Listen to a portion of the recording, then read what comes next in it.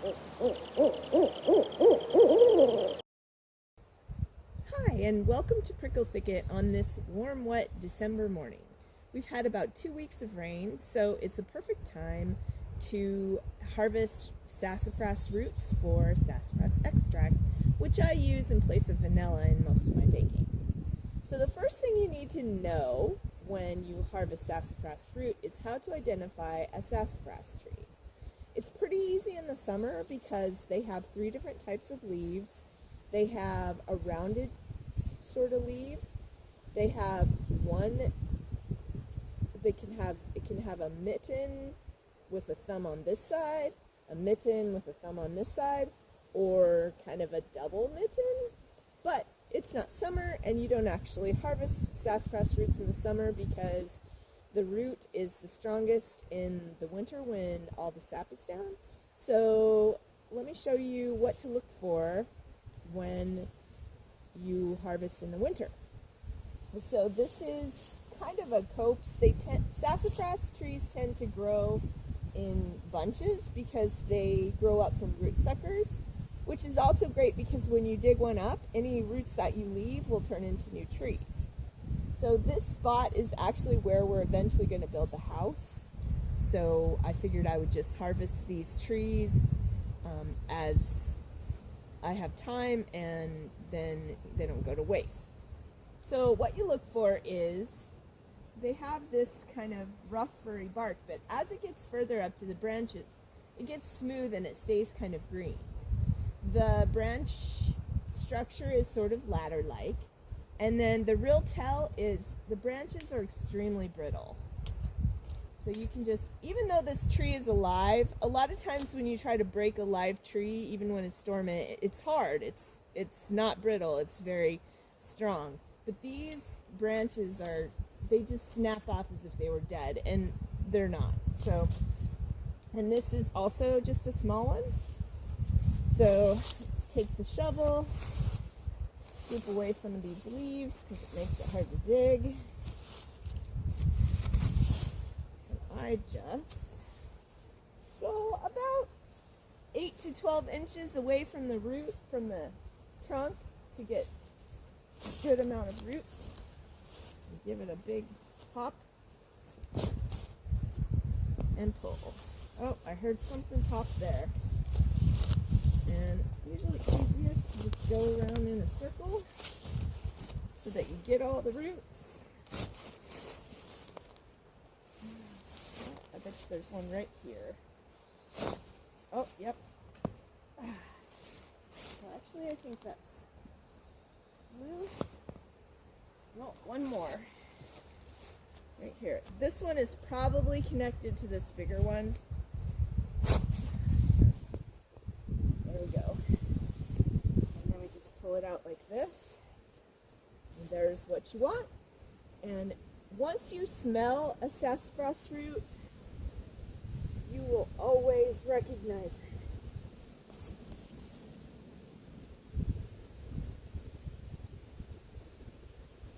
This is not. This is something else. Okay, so let's get this one.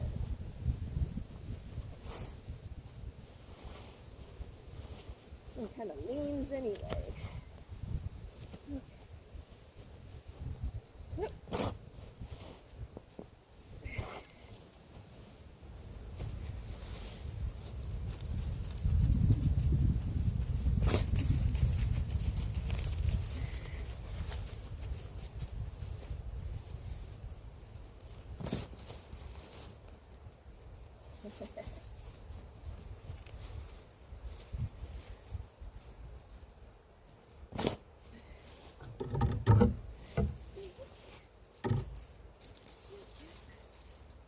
So I can see that there was a big one going here.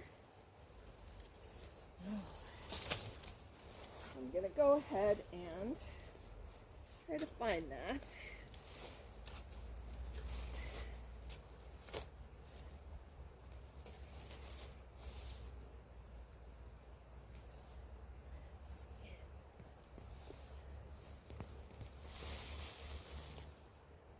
Not sassafras.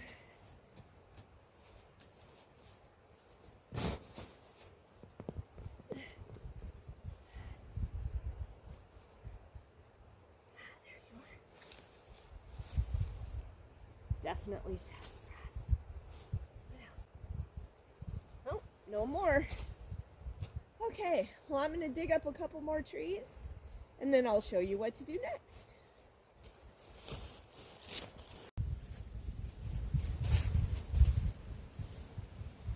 Okay, we have harvested our roots, and now we're ready to clean them. We have our handy dandy rain barrel here that catches rain off of the hovel roof. So the first thing I find when you have ones like this is a bigger tree, it's best to take the loppers and clip all these off so you have straight ways, because it makes it so much easier to peel the cambrium off these. So the first thing I'm going to do is just take my loppers and clip these off. Oh, of course. Oh, by the way, these sink. Big one.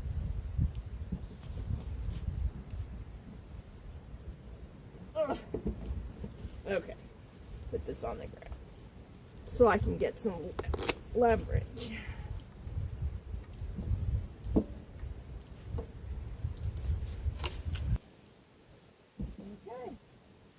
and then you'll need a stiff bristled brush like this, and you're just going to dip and scrub just like you would vegetables. Now you'll notice with this stiff brush, a lot of this dark bark is coming off. That's fine. It doesn't hurt to have it in there, but if it comes off, it comes off. So, and just scrub. You need to scrub these really well because you don't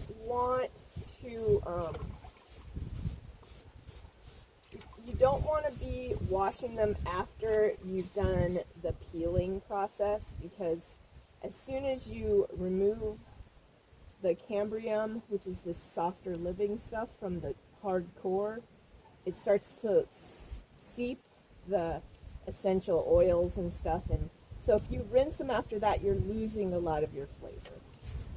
So I'm going to scrub these and sharpen my pocket knife, and we will go to the next step.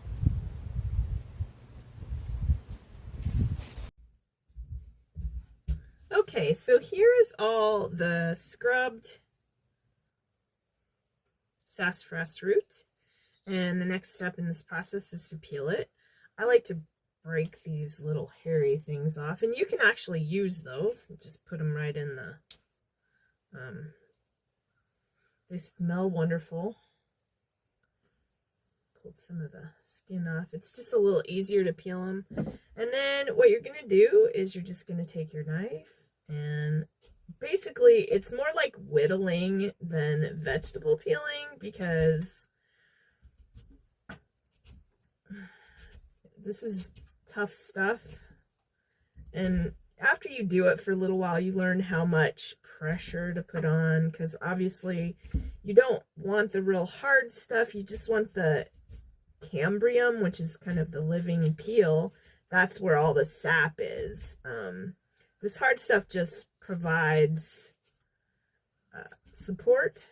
It's kind of like the wood part of the trunk of the tree, and then this is the living outside part. One thing you should be aware of is this oxidizes and turns brown like potatoes, and it does stain, so I wouldn't use my best tea towels. And then just do this. I just put it on a towel and go to the next one. Some of them are easier to peel than others. Let's pull some of these the little roots tend to catch on your knife and mess up your sharp knife is definitely important for this.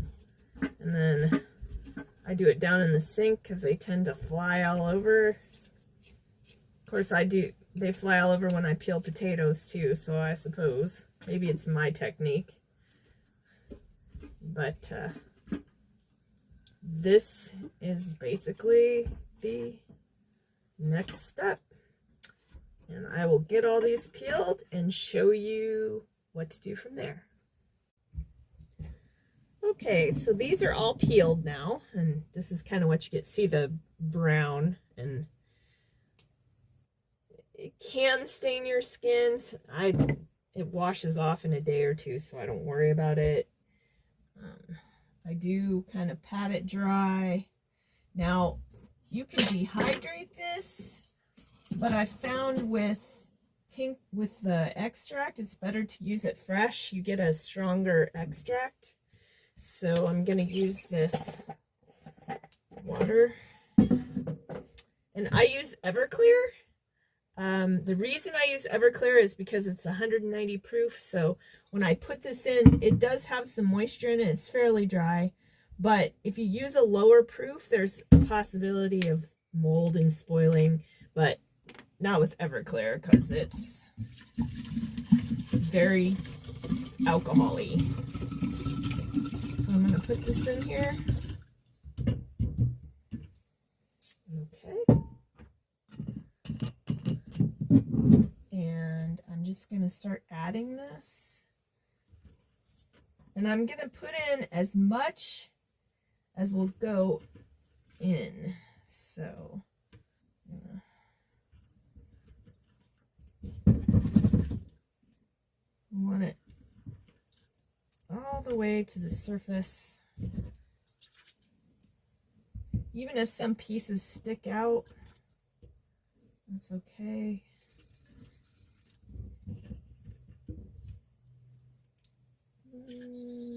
One more in.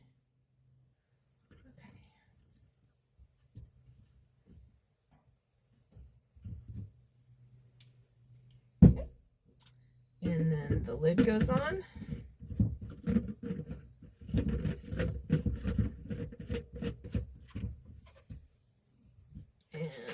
And give it a good shake. And then this will go under the bed in the hovel for 3 weeks. I will go ahead and shake it whenever I remember, which probably isn't often enough, but it doesn't seem like it matters. You can already see that it's starting to cloud and turn colors when it's finished. I usually do 2 sets, so once this is the 3 weeks is up, I'll dig some more and go ahead and do a second, strain all this out, go ahead and do a second batch of this so that you get a good, but once it's done, this is what it looks like.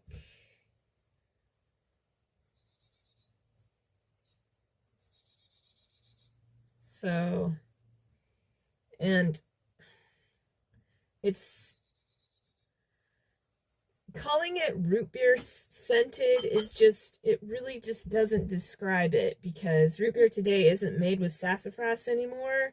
And this is so complex. It has notes of licorice and clovey kind of bite, and so it's an amazing, it's so good in shortbread cookies and cakes. But you can see that how thick it is, and if you were to taste it, there's this bite. It's amazing. So I would highly recommend anybody who has access to sassafras trees make this. It is so worth it. Well, that's all there is to making sassafras extract. With the leftover bark, I'll go ahead and throw it in the dehydrator for sassafras tea. You should be aware that the FDA has determined that safriol, which is the active ingredient in sassafras, can be carcinogenic in very high doses. So you might want to do a little research on that before you decide if you want to do this. If you like this and want to see more projects like this, go ahead and like and subscribe, and we will see you next time.